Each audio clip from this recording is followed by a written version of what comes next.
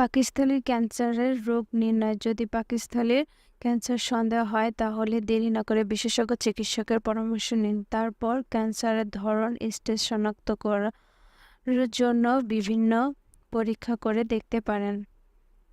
Endoscopy এই পরীক্ষায় মুখের মধ্যে দিয়ে ক্যামেরা সহ একটি পাতলা নমনীয় টিউব ঢোকানো হয় এবং পেটের অভ্যন্তরীণ আন্তরণের কোনো অস্বাভাবিকতা আছে কিনা তা দেখা হয়।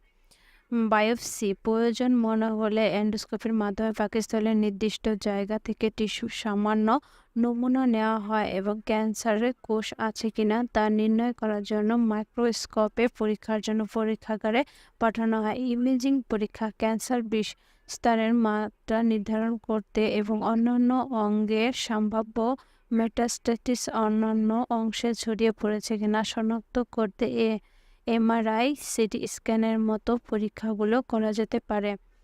পাকস্থলী ক্যান্সারের চিকিৎসা। এর চিকিৎসা নির্ভর করে ক্যান্সারের স্টেজ কোথায় ক্যান্সার সেলস আছে, রোগীর সামগ্রিক শারীরিক অবস্থা এগুলোর ওপর।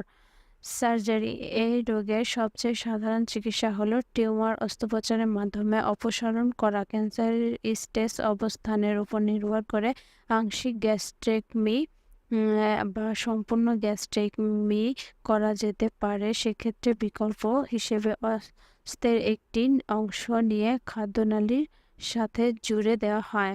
কেমোথেরাপিতে ক্যান্সার কোষগুলো মেরে ফেলার জন্য এবং এগুলোর বৃদ্ধি দমন করার পাওয়ারফুল মেডিসিন ব্যবহার করা হয়। এটি অস্ত্রোপচারের আগে নিওঅ্যাডজুভ্যান্ট কিংবা অস্ত্রোপচারের পরে অ্যাডজুভ্যান্ট থেরাপি হিসেবে অথবা অ্যাডভান্স বা মেটাস্ট্যাটিক ক্ষেত্রে প্রাথমিক চিকিৎসা হিসেবে দেওয়া যেতে পারে।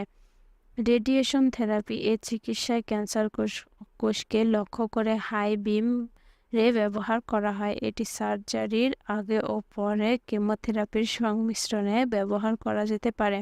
টার্গেট থেরাপি কিছু ক্ষেত্রে বিশেষভাবে ক্যান্সার কোষকে দমন করে এমন স্পেসিফিক ওষুধ ব্যবহার করা যেতে পারে। এই ওষুধগুলো ক্যান্সার কোষের নির্দিষ্ট অণুর সাথে বিক্রিয়া করে সেই কোষ ধ্বংসের কাজ করে থাকে। ক্যান্সার যেন ছড়িয়ে না যায় সেটাও নিশ্চিত থাকে।